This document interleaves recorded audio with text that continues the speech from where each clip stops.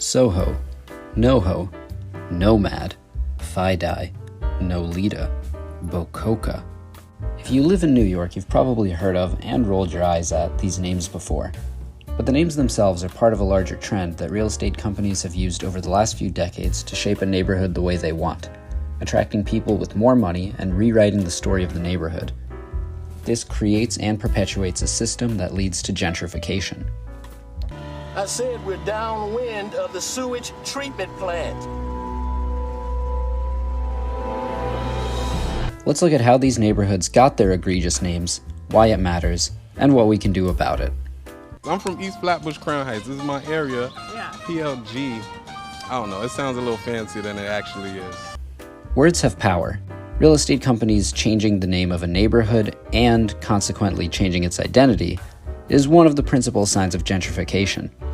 The counter-argument is that it makes the neighborhoods higher value and safer. But safer for whom? If you can't afford to live in a neighborhood or city where you have spent years making community ties, what's the point? And as an individual, what power do you have over that? Those who point to the safety aspect of the neighborhood are missing out on another story told less often by those who leave without fanfare after years-long battles and defeat against the real estate companies they can't beat. As rents go up, the artists that made the neighborhoods cool can no longer afford to live there, and in their place, the people who move in are boring tech bros or obnoxious finance people.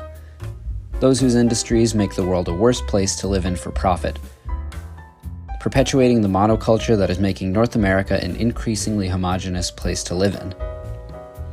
Just like uncreative suburban communities call places dale, glen, valley, and forest to invoke a feeling of natural peace and beauty, despite looking like this, New York City is populated with various hills, gardens, and heights, as well as fun acronyms to create a warm image of the neighborhood. But it wasn't always like this. If you look at a map of Brooklyn from 1700, you can see just a few name divisions, and some of those names remain today. As the land developed, it makes sense that there would be different enclaves that evolved to have their own identity. But now, parts of neighborhoods seem to be getting carved out more and more, and today, those who are doing this are not the residents themselves, but real estate companies, which makes you wonder who really has power over the fate of that neighborhood. So where did it all start? Let's start with one of the first and most notorious name changes, one that's relevant to me since I've lived in South Brooklyn for 2 decades. The neighborhood of Bay Ridge used to be called Yellow Hook until in 1853 a bout of yellow fever spreading throughout the United States killed thousands of people, and local leaders decided the name of the neighborhood should be changed, which is understandable. Could you imagine keeping the name of a neighborhood after a horrible virus that... The acronyms start with SoHo, south of Houston Street. Originally called the Valley, this term was made by urban planner Chester Rapkin in 1962 simply as a geographical way of referring to the area. The term, however, became the inspiration for other abbreviated names like NoHo, north of Houston Street, and Tribeca, triangle below Canal Street, the 3 of which were all part of the warehouse district before. Developer Kent Swig takes credit for Fidei as the real estate term for financial district. The rents in all of those neighborhoods have increased dramatically since the 90s. Here's another example, Nomad. As far as I know, nobody's calling the neighborhood that, but the name of the Nomad Hotel doesn't come from itinerant people, but from literally north of Madison. Joey Arak, a partner at a PR company that specializes in real estate, said this to New York Magazine in 2010. "We all might be saying Nomad sounds dumb now," says Arak, "but if 10,000 people keep repeating it for 5 years, who knows?" He corrects himself. Maybe not 10,000 people. Maybe 100 trend-setting Ace Hotel regulars. Nolita. This was a developer term made in 1996 referring to north of Little Italy. Nolita used to be Bowery or Skid Row, names historically associated with poverty. By changing a name, you can get rid of some of the ugly parts of the past. Sometimes, rather than changing a name, you can lean into a name. Look no further than East Williamsburg, a term that developers love using to refer to an area of OG Bushwick because they wanted people to associate this industrial stretch with the life and liveliness that gentrified and highly profitable Williamsburg once had. In another end of Brooklyn, Dumbo used to not be called that.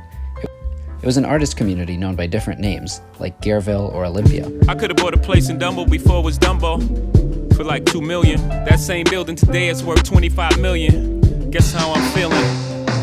Dumbo. David Willentis, a developer from Two Trees Development, helped popularize the term after a 17-year battle buying up property in the neighborhood and trying to get it rezoned. He bought 2 million square feet of space and called himself the benevolent dictator of the area. How many artists on working-class salaries can afford to live there now?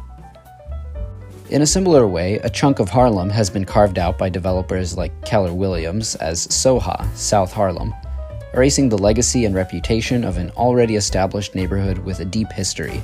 We need the community to decide what its name is, not real estate brokers, people who just show up overnight trying to make a buck off of our neighborhood and our heritage and our legacy. Same story as Wahai, shorthand for Washington Heights, or Spaha for Spanish Harlem, but those terms never really caught on. And in Bed-Stuy and Brownsville, areas with a rough reputation in the past, but now some of the most dramatically gentrified neighborhoods in the past 5 years, developers have revived the historical names Ocean Hill and Stuyvesant Heights, seemingly to make the area seem more marketable and distance it from its dangerous image. Can you say gentrification, boys and girls? It's like a magic trick. White people pay a lot of money, and then poof, all the black people are gone. But where do they go, boys and girls? Back to where they come from, of course. Atlanta. So what can we do to fight this trend of changing names? Let's look at the example of Hell's Kitchen in Manhattan. Some real estate companies tried to rename Hell's Kitchen to Clinton or even Chelsea North because of the negative connotations behind the word hell and the crime-heavy history of the neighborhood. But local residents liked their name so much, and it's been such a staple of New York City culture that it's been impossible to change. While that area does have some luxury high-rises going up, it's still more affordable than many other parts of Manhattan. Or we can look at the Piano District, or as you might know it, the South Bronx. Sobro if you're a developer.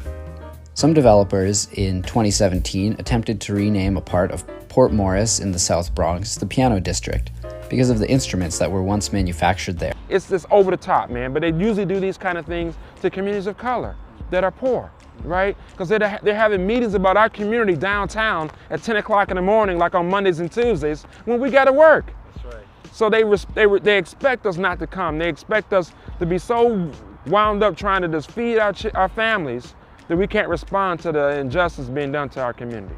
Adding fuel to the fire, they hosted a warehouse rave in the South Bronx and invited a bunch of celebrities like Kendall Jenner and Travis Scott under the ill-thought-out name Bronx's Burning Party, a reference to the arsons that plagued the area in the 1970s. Developers have since dropped pushing the Piano District name because of public outcry. So maybe the solution is a mix of the social pressure of refusing to use the developer names, as well as attending community board meetings to voice your opinion on neighborhood name changes. New York State politicians have introduced the Neighborhood Integrity Act as a bill that would penalize real estate developers for changing established neighborhood names and create a formal process for setting those names, because one currently doesn't exist. New York City should not only be for the mega-rich and should not only get its neighborhoods named after the mega-rich.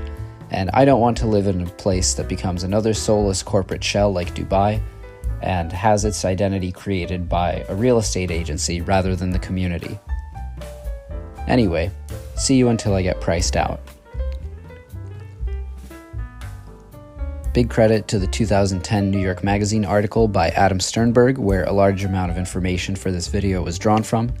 I have links to my information so you can cross-reference my facts in the bio.